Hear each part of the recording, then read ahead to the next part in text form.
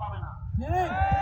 এজন্য সব নাস্তিক বেঈমানের মাথা গরম, আলেম যেন এক হতে না পারে। সব নাস্তিকের মাথা গরম। আল্লাহ হেদায়েত দান করুন। আর আমরা স্বাধীন করছি, আপনারা স্বাধীন করছেন, নতুন স্বাধীন।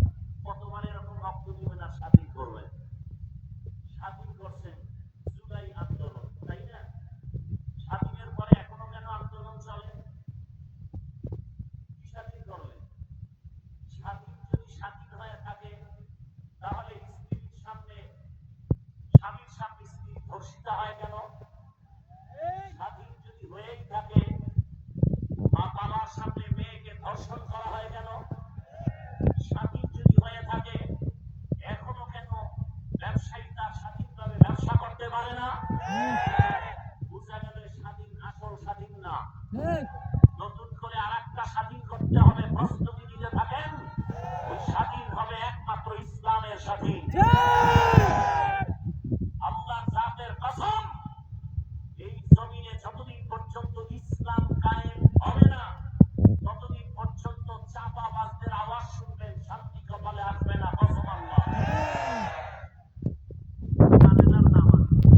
আমি কোন দলের স্লোগান দিছি না, মনে আছে মূলপুরের আগের কথা। আমার মূল কোন দল না, কোন ব্যক্তি না, আমার মূল ইসলাম। আপনার মূল কি?